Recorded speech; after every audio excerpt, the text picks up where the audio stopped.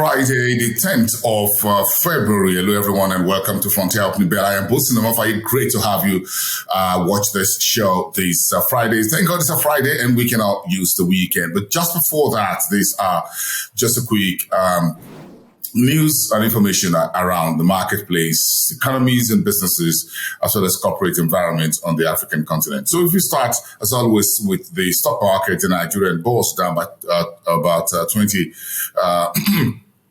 almost 30 basis points on Thursday. The BRVM went up by 0.63%. The Egyptian market finished Thursday, which is the last day of the week, by roughly 4%. A very strong buying into the Egyptian market, despite that sovereign credit rating lowering by one of the rating agencies and issues around the currency. The market went up to 17,613. The Nairobi stock market up at 128.62, and the GSE came back into the 80,000 psychological reading just before President Cyril Ramaphosa declared gave his speech, State of the Nation address. Later in the evening, he was heckled and booed and whatever, but he eventually delivered the State of the Nation address and focusing on a number of key issues facing South Africa. On top of that is the energy crisis, which Eskom, the country's utility giant, is currently facing. So let's just get that out of the way and talk a bit more about corporate news and other headlines from the news box. As always, from East Africa, where Nigeria's Flutterwave CEO, Nigerian bond CEO Flutterwave, is in Kenya this week and looking to get that 6.6 billion shillings that's been frozen in the banking system or the financial system in Kenya, because the central bank of Kenya under Martin Kujoroge froze those accounts and banned the operations of Flutterwave. That's been resolved, by the way, but it's all part of what Flutterwave is currently facing. The fintech company is already making inroads into the Egyptian market north of the continent. And Kenya Power PLC, listed on the Nairobi board, says the tariffs review will raise the manufacturers are the one complaining, by the way, that the power tariff raised by Kenya Power, KPLC, will raise cost of manufacturing in Kenya by roughly 40%. In neighboring Tanzania, Airtel is giving about 1.6 billion shillings in dividends to customers, while Ethiopia's Petroleum Authority has awarded its first ever commercial solar mini-grid license. That's part of rebalancing the country's energy sources and bringing solar mini-grid on board to provide more energy source for about 100 million Ethiopians. The International Monetary Fund Board of Directors has approved about $87 million loans to DR Congo as a budgetary support for the current year. Let's take West African headline news. There's been a very nail-biting week for Nigeria. Today is the deadline for the new currency note swap.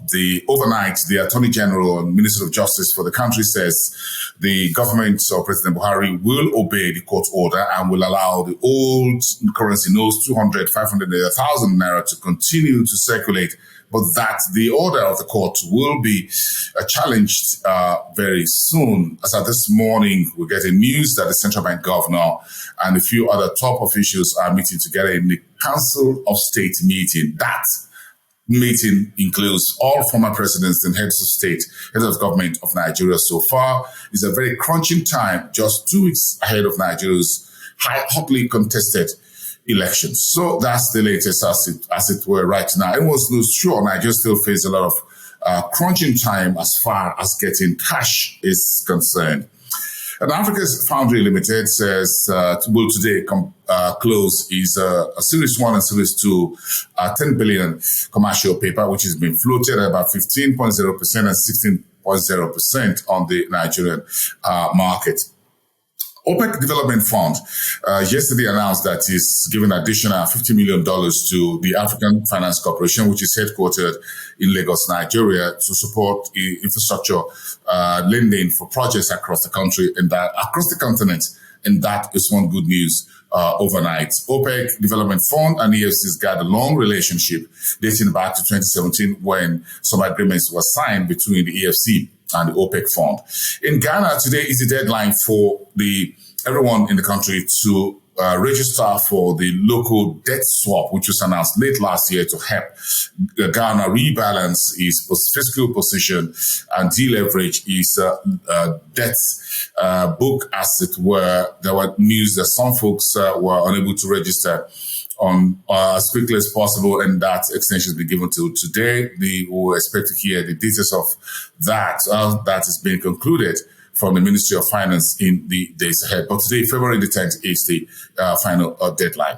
And Cameroon's got about 21 billion CFA franc from the Islamic Development Bank to support rebuilding and reconstruction of the English-speaking part of the country, where you've got an internal strife, civil war kind of, over the past couple of years. I would think that's some good news that Cameroon can use.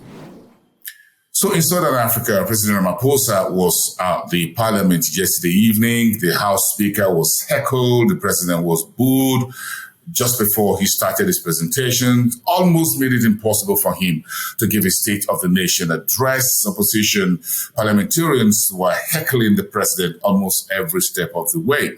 But President Ramaphosa gave a very good account, at least by some analysts' comments overnight, that he spoke very well and tried to provide solutions to some of the country's knotty problems, in particular energy, water, flooding issue which happened, and of course we talk about crime as well as unemployment, currently at about 33% in South Africa. Corruption and government's business is also on top of President Ramaphosa's agenda, as he says he wants a government that is fast, boots on the ground, and quick to respond to needed transformation in Africa's most advanced economy. And that's the story. In the meantime, the shares of Steinhoff went down, despite the fact that he raised about 5 billion rand from the sale of his shares in Pepco.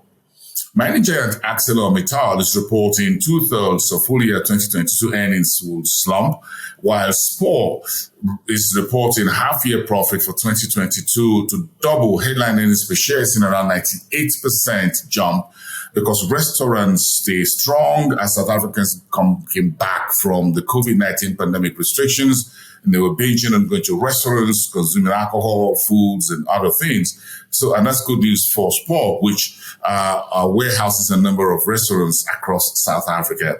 In Zimbabwe, Zimplats says he's spending about $200 million to refit or refurbish his Celos metallurgical facility. And that's what Zimplats listed on the ZSE is reporting. Let's go to North Africa and just finish off with Egypt being in the center of the news with the rating agency Moody's lowering the country's rating because there's a higher chance that Egypt will default on its debt. In the meantime, country's inflation, Egypt's January inflation came in at a 5-year high, 28.5% in the month of January. But it's good news, well, that the AFDB's annual meetings for 2023 will take place in Sharm el-Sheikh. Tunisia says it's got $120 million loan from the World Bank, while at Jariwafa Bank in Morocco is looking to purchase BMCI, which is listed on the Casablanca Stock Exchange. We've got a whole lot more coverage for you here on a daily basis on Frontier Opening Bell, but this is a TGIF. Enjoy your weekend, everyone. Have a great positive Friday, and see you all back on Market Street on Monday. I am Bosin Amofaye. I'll see you then. Thanks for watching.